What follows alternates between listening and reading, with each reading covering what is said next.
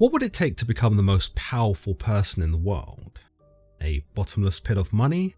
A substantial army with an exhaustive arsenal? Or maybe just a team of lawyers with no conscience? If none of these are an option for you, then perhaps you might consider Beleth, a demon who will quite literally make you the most powerful person in the world, providing you're able to flatter him, intimidate him, and maybe even get him a little drunk. Indeed, today's demon on this series of Ars Goetia is probably one of the more complicated and more demanding demons that we've come across. I mean, what do you expect? The guy's literally a cat. Johann Weyer, in his Pseudomonarchia Daemonum, would have us believe that Beleth was not the sort of demon you'd want to summon on a whim, because he was usually pretty furious at having been summoned, and thus would require some rather specific preparation in order to trap him.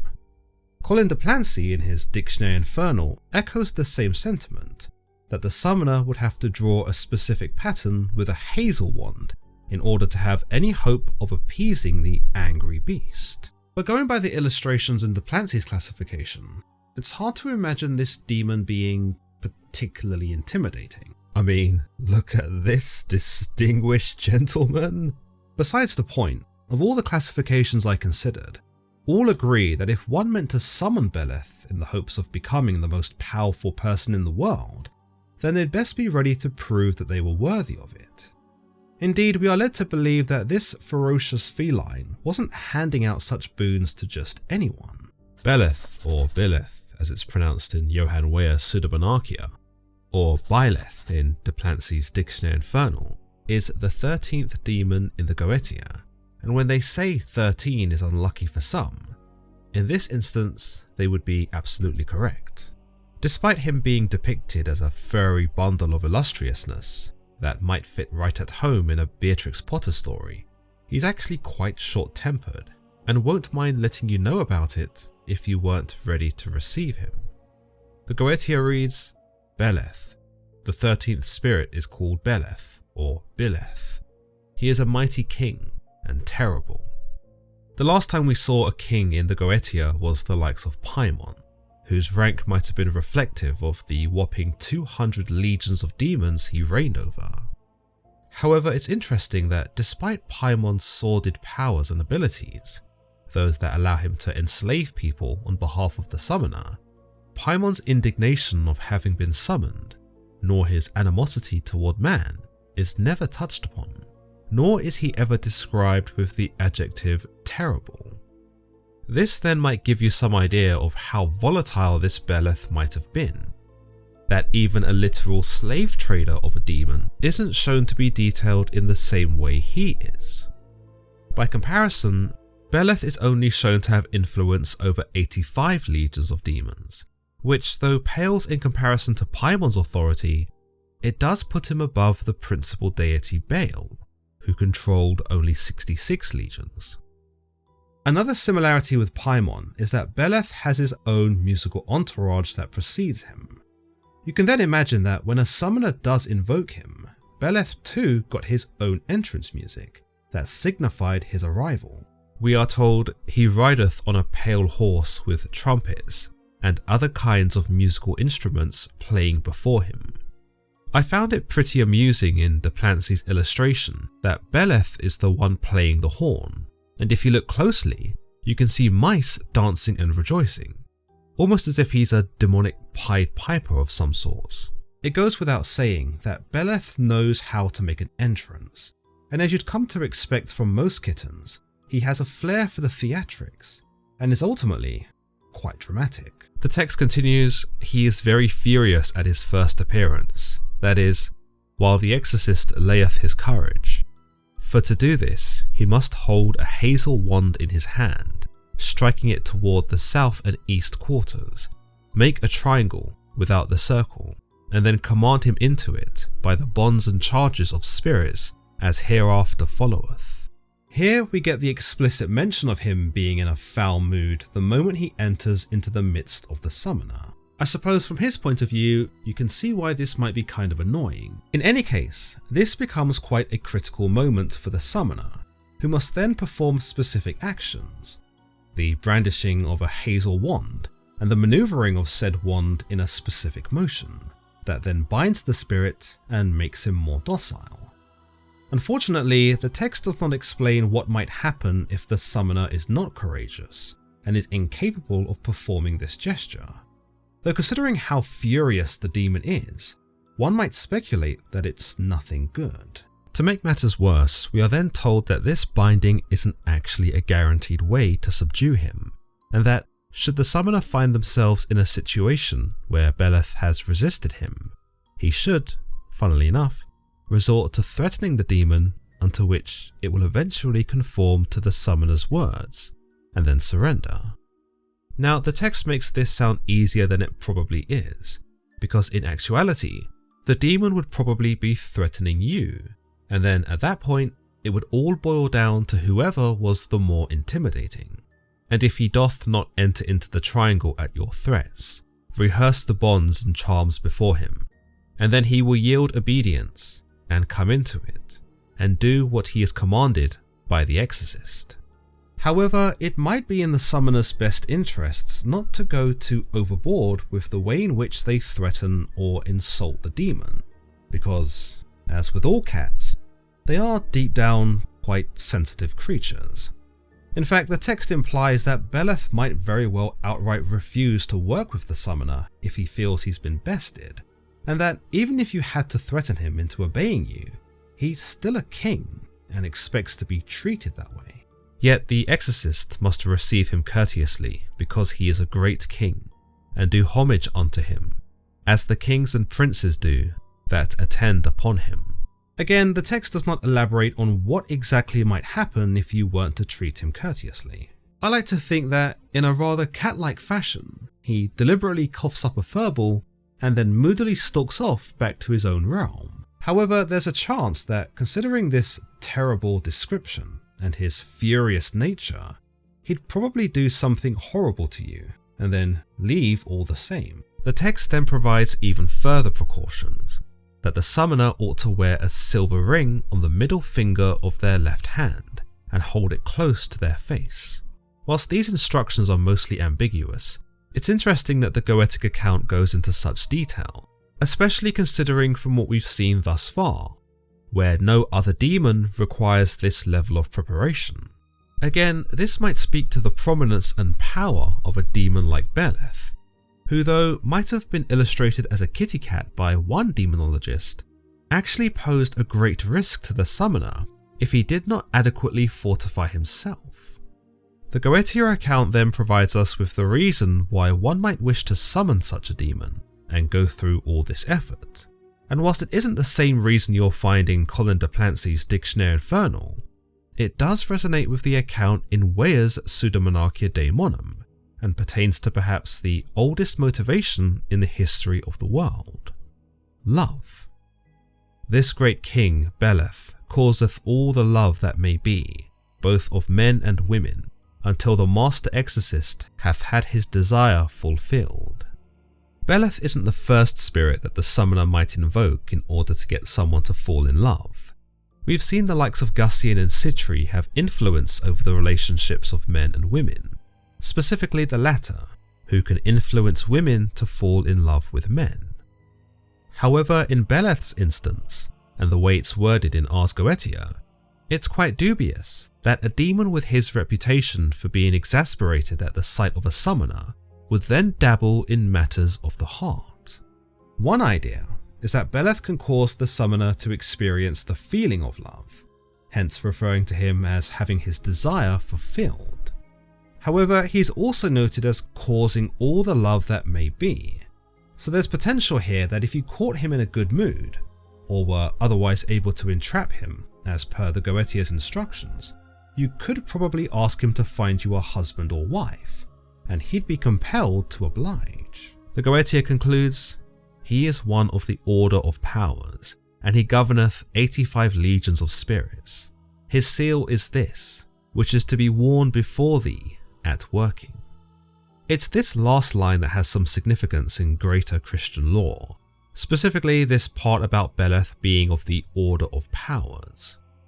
In the 5th century work on the celestial hierarchy, author Pseudo-Dionysius drew on inspiration from various biblical passages, such as Ephesians 1:21 or Colossians 1:16, where the terms authorities, rulers, and powers come to exemplify not only nouns, but to delineate actual classifications of angels. This concept gained even more traction when it was adopted by influential 13th century philosopher and theologian Thomas Aquinas, who in his work Summa Theologica presented the same ideas by arranging the angels into 3 orders. It is in the second order where we find the dominions, the virtues, and the powers, angels who, according to Aquinas, exist and live in heaven, but have a direct impact on what man does on earth. Considering that Beleth is described as being one of the order of powers, one might draw the conclusion that this 13th spirit in Ars Goetia was indeed, once upon a time, one of these very angels. As per Christian law, the powers are often seen to be warrior angels, sentries who form what is essentially the celestial army, or the army of heaven, basically God's anti-demonic task force. These beings, as you might imagine, defend against a more carnal evil, a spiritual evil perhaps. The powers, often coined as the authorities, are also believed to be defenders of peace and order, who restrain the forces of evil, including demons and fallen angels, as well as casting them into detention areas or prisons. Are we then to believe that Beleth was one of these very angels, and that somewhere along the lines he had defected, become a demon himself, and adopted this new anthropomorphic guise? Ars Goetia makes no attempt to confirm nor deny such an outrageous claim, but other classifications aren't as coy. Johann Weyer's Pseudomonarchia Daemonum tells us much of the same as what's found in Ars Goetia. Beleth, or Beleth, is a great and terrible king. He rides upon a pale horse, and before him go trumpets and all kinds of musical instruments. He is rough and furious when presenting before the summoner, but interestingly, he's also described as turgid, making him sound much less like a violent spirit that means to harm, and more like a bombastic one that aims to offend through tedium. What's more, unlike the Goetia account, Beleth is a deceptive spirit. He is there to deceive the summoner before the summoner can entrap him. Whilst it doesn't elaborate on just how the demon intends to do this, it does signify that this is a slippery demon, and one who, perhaps considering his nature, is probably best avoided unless deemed absolutely necessary. The ritual of containing Beleth is mostly the same, but there is an extra incentive one might offer in order to mollify the demon and make him more susceptible. If Beleth, the king, be more stubborn, and refuse to enter in the circle at the first call, and conjurer show himself fearful, or if he have not the chain of spirits, certainly he will never fear nor regard him after. Also, if the place be unapt for a triangle to be made without the circle, then set there a bowl of wine, and the exorcist shall certainly know when he cometh out of his house with his fellows, and that the aforesaid Beleth will be his helper, his friend, and obedient unto him when he cometh forth. Weyer therefore provides something of a failsafe for dealing with this Beleth. If the summoner failed in his threats against Beleth and found himself lacking in way of intimidation, he could resort to supplying the demon with booze, by which the demon appears to be made merry and thus lulled by way of inebriation into doing whatever the summoner wanted. The precautions remain the same in Weyer's account, with the exorcist being advised to receive Beleth courteously, for he is a prideful demon, and that it would be prudent to adore him as other kings do. Evidently, a demon who has been described as turgid gives the impression that Beleth has something of an inflated ego, so it would make sense that if he wasn't appropriately addressed, he would take some offense, and perhaps then refuse to work with the summoner at all. Again, the summoner is also cautioned to wear a silver ring on the middle finger of their left hand, and to hold this against their own face as means of protection. Another distinction here in Weyer's account is that the love which Beleth is able to cultivate between people is actually much more insidious and perverse than is implied in the Goetia. It reads, "And the dominion and power of so great a prince is not to be pretermitted, for there is none under the power and dominion of the conjurer, but he that detaineth or hinders both men and women in doting, rather crazy insane love, till the exorcist hath had his pleasure." In other words, Weyer warns that it would be foolish to overlook the power of Beleth, who though can make people fall in love, usually does so against their will, at the behest of the summoner, and that this love is in actuality more like an insane infatuation, by which the two people are trapped by. Lastly, he is once again described here as being of the orders of powers, but here Weyer provides us with something much more crucial to support the idea that Beleth was once an angel. He tells us he is of the order of powers, hoping to return to the seventh throne, which is not altogether credible, and he ruleth 85 legions. It's interesting that here, Weyer actually notes that Beleth's hope to one day return to heaven isn't actually all that legitimate, and that whilst he might say this, perhaps as part of his deceptive repertoire, he has no intention of ever going back.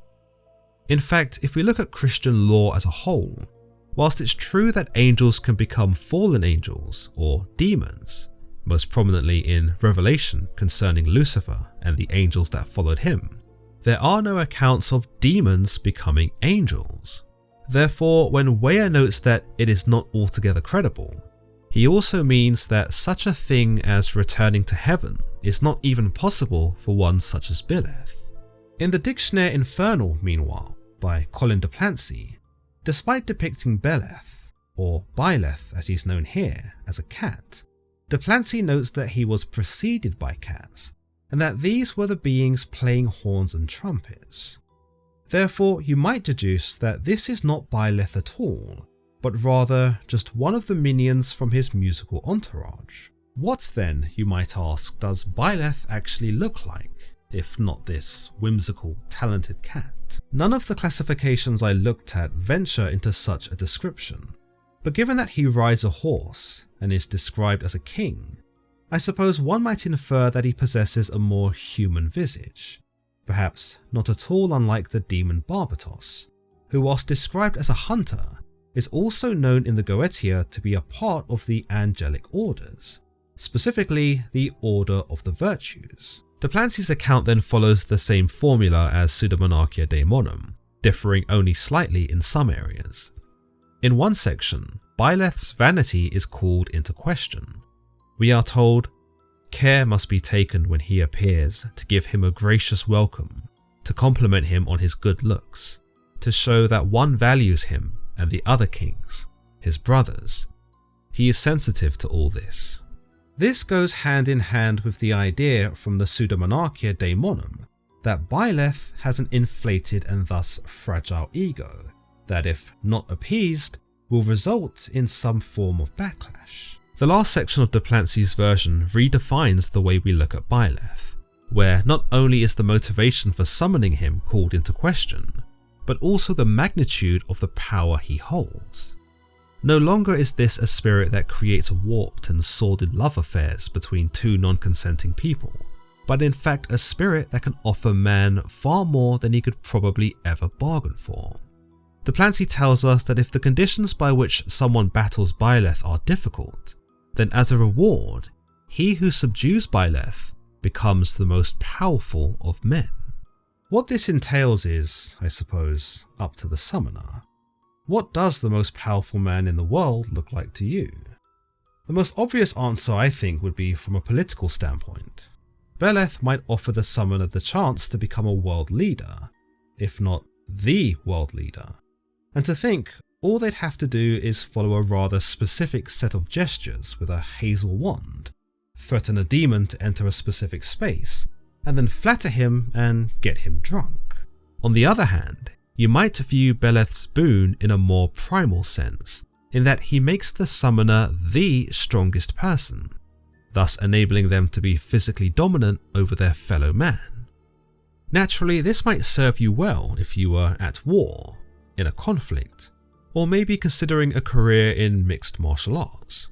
One inconsistency I've become aware of though is that if one person summons Beleth to become the most powerful of men, then what happens to that man if another summoner evokes Beleth with the same intention? Does Beleth honour this agreement with the first person who summoned him?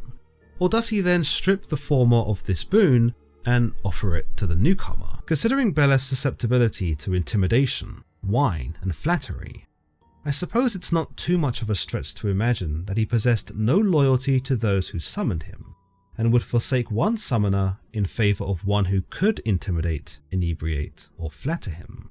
As always guys, if you've enjoyed today's episode, then don't forget to leave this video a like and subscribe for more content just like this. Until next time.